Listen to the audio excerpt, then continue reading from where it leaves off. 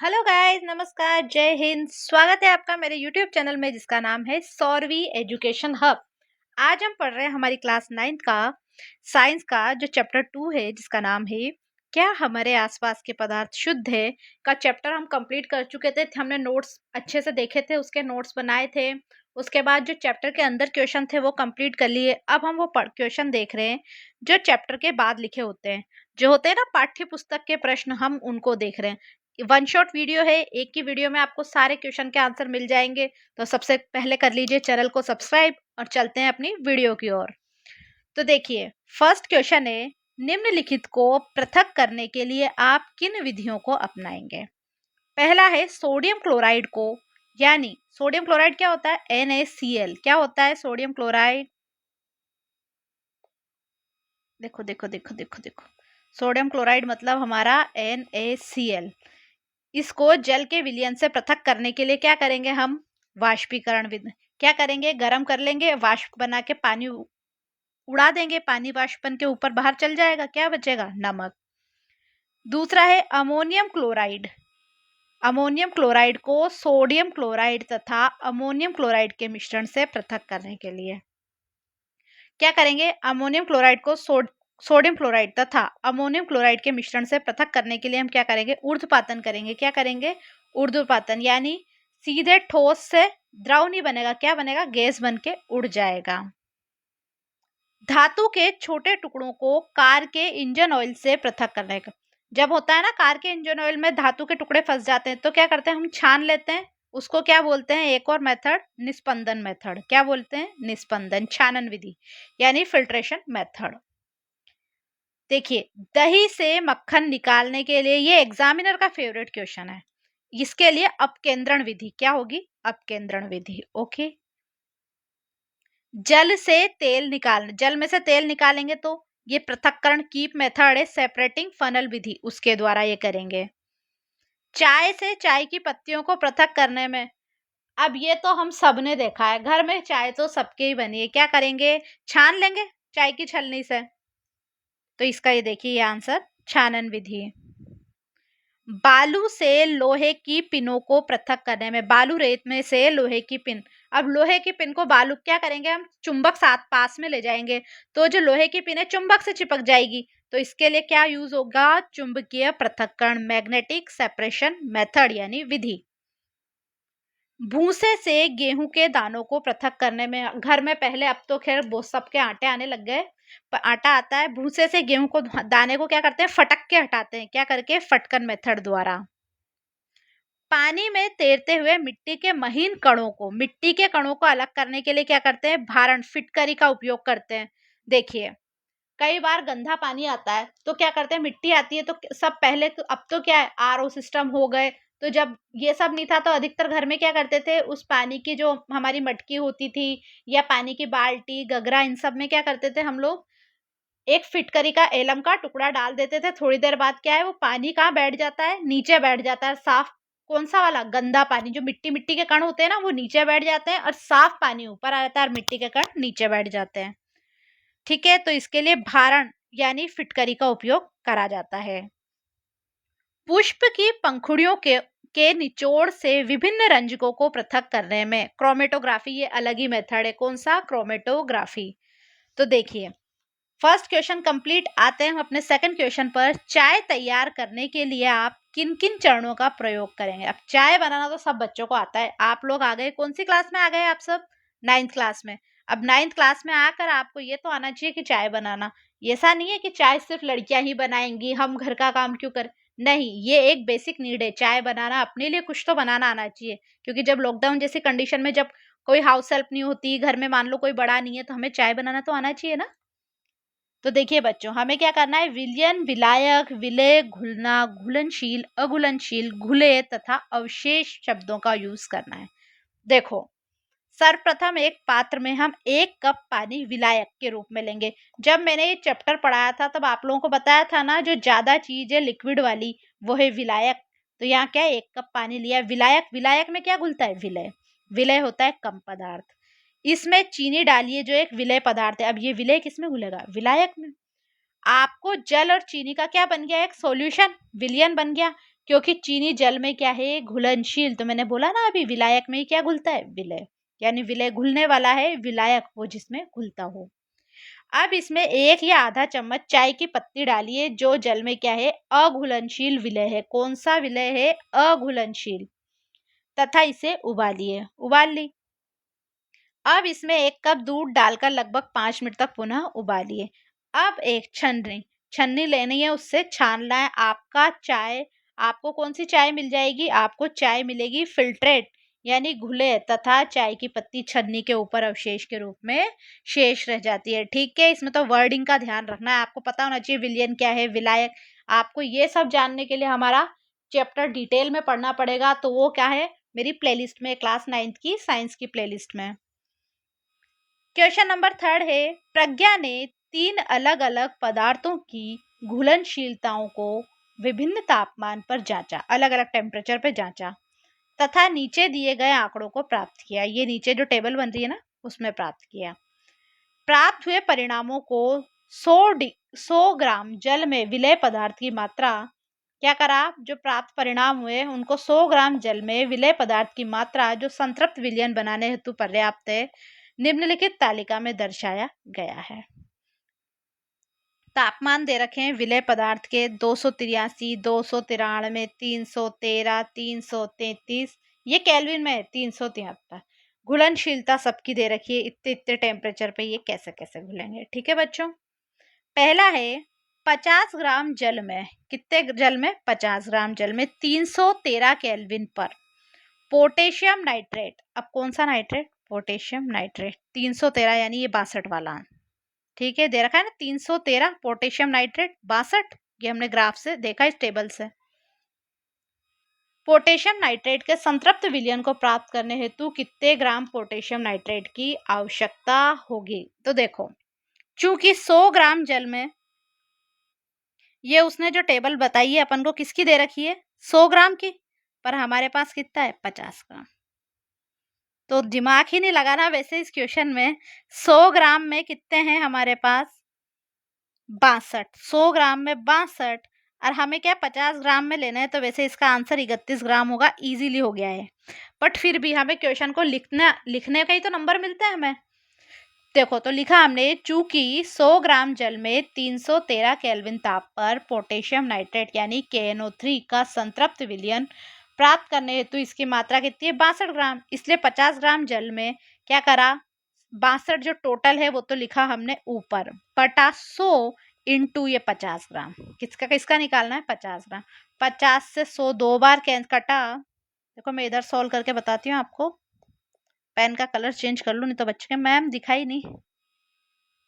62 बटा 100 इंटू 50 करा, 50 से ये 2 बार कैंसिल, 2 से ये 2 तिया 6, 2 एकम 2, तो यानी आंसर कितना आएगा हमारा, 31 ग्राम।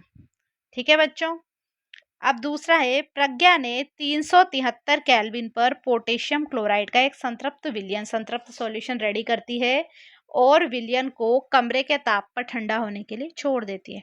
अब विलयन ठंडा होगा तो वो क्या अवलोकित करेगी, मतलब क्या देखेगी। देखिए, पोटेशियम क्लोराइड के संतृप्त विलयन को जब ठंडा करते हैं तो प्रज्ञा ने अवलोकन किया कि ये जो ठोस पोटेशियम क्लोराइड, अर्थात जो पोटेशियम क्लोराइड के ठोस होगा तो क्रिस्टल विलयन बन जाएगा, क्या होगा, क्रिस्टल विलयन से अलग हो जाएंगे, जो है ना ठोस बनेगा ना वो अलग हो जाएगा, क्योंकि ठंडा होने पर जो घुलनशीलता क्या है, घटती है।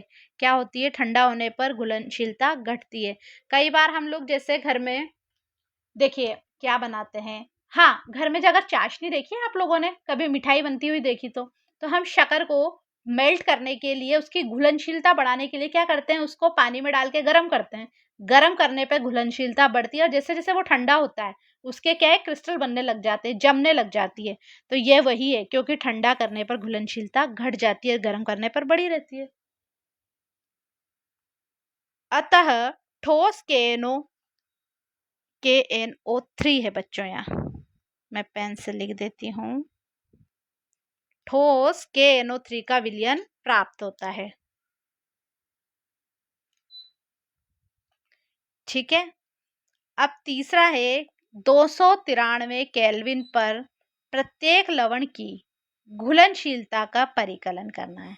इस तापमान पर कौन सा लवण सबसे अधिक घुलनशील है? सबसे पहला आओ 293, पोटेशियम नाइट्रेट है 32, सोडियम क्लोराइड है देखिए 36 ग्राम, पोटेशियम क्लोराइड है 35 ग्राम, अमोनियम क्लोराइड है 37 ग्राम। हमने क्या करा, ये सब लिख लिया, बस यही लिखना है। अब इसमें सबसे अधिक घुलनशील कौन सा होगा बताइए?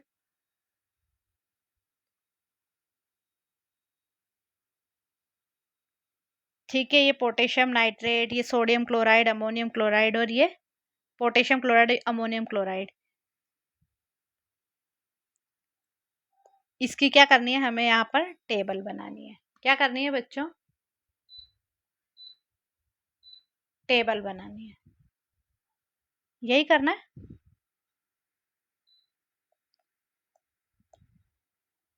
अब देखिए बच्चों, में इसकी टेबल बनाने के लिए हमें सबसे पहले हमने क्या लिया,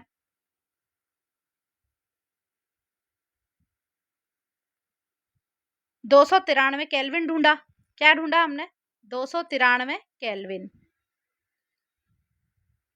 अब 293 केल्विन के नीचे नीचे जो था ना, पोटेशियम नाइट्रेट, सोडियम क्लोराइड,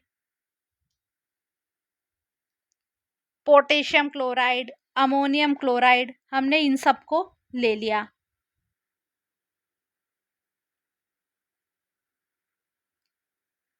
ठीक है, उसको लेके हमने क्या करा, इसको पे यहाँ लिख दिया। ठीक है बच्चों, यही इसका आंसर है। अब कई बार क्या है, बच्चे समझ ही नहीं पाते। उसने पूछा है 293। अब आते हैं हम इसके अपने डी क्वेश्चन पे। तापमान में परिवर्तन पर लवण की घुलनशीलता पर क्या प्रभाव पड़ता है? अभी बढ़ा ताप, मैंने बताया चाशनी वाला उदाहरण। ताप में वृद्धि होने पर किसी लवण की घुलनशीलता क्या हो जाती है, बढ़ जाती है, और ताप में कमी होने पर घुलनशीलता घट जाती है। क्रिस्टल बनने लग जाते हैं अगर बहुत ज्यादा उसमें हमारा जो सॉल्यूशन में बहुत सारा मिला रखा है ना हमने विलय, तो क्या बनने लग जाता है, क्रिस्टल बनने लग जाता है। अब आते हैं हम अपने क्वेश्चन नंबर 4 की ओर। निम्न की उदाहरण सहित व्याख्या करना है। संतृप्त विलयन, यानी संतृप्त विलयन की डेफिनेशन लिखनी है उदाहरण देके। देखिए, जब किसी दिए गए ताप पर किसी विलय की और अधिक मात्रा उस विलायक में नहीं घुल सकती। इसको ऐसे समझिए, एक हमने आधा ग्लास पानी लिया, आधा ग्लास पानी में बच्चों हम क्या कर सकते हैं, आधा ग्लास पानी में हम 2 चम्मच शक्कर डाल सकते हैं। आधा ग्लास पानी में हम 1 चम्मच शक्कर थोड़ी घोल सकते हैं। तो एक लिमिट होगी, जब क्या है शक्कर घुलना बंद हो जाएगी। तो वही क्या है, उस संतृप्त विलयन है, उसके बाद वो नहीं घुल सकती। तो देखिए, ये देखिए वही है, जब किसी दिए गए ताप पर किसी विलय की और अधिक मात्रा उस विलायक में नहीं घुल सकती, तो उस विलयन को क्या कहते हैं हम बच्चों? संतृप्त विलयन। क्या कहते हैं बच्चों हम उसे? संतृप्त विलयन। ठीक है, अब देखिए इसको। सेकंड है हमारा शुद्ध पदार्थ।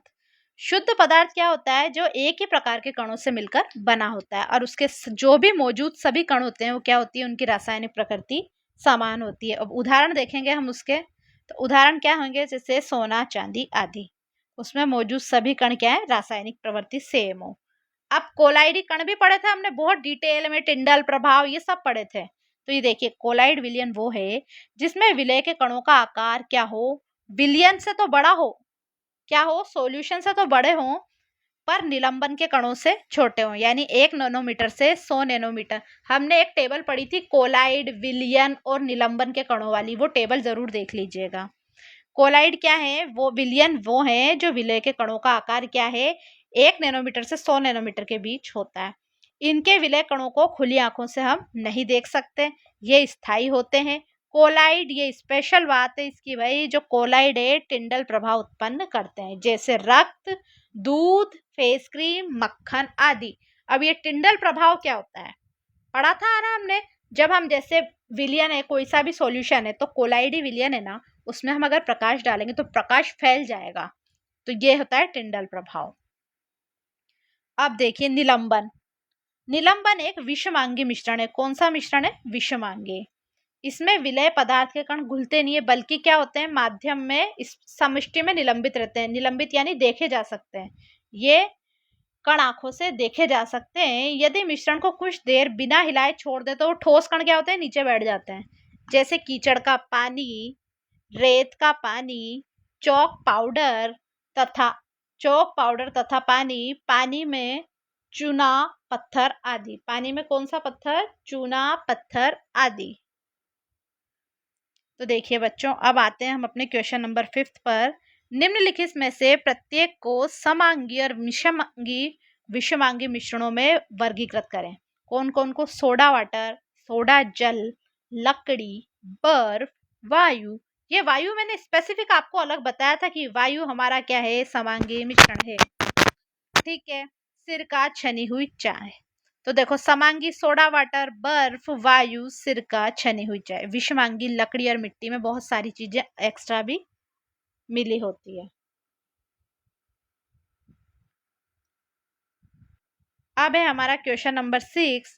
आप किस प्रकार पुष्टि करेंगे कि दिया हुआ रंगहीन द्रव शुद्ध जल है? क्या करेंगे? देखो, यदि वायुमंडलीय दबाव पर दिया हुआ रंगहीन द्रव 100 डिग्री सेंटीग्रेड पर उबलता है तो हम कह सकते हैं ये जो रंगहीन द्रव है वो क्या है?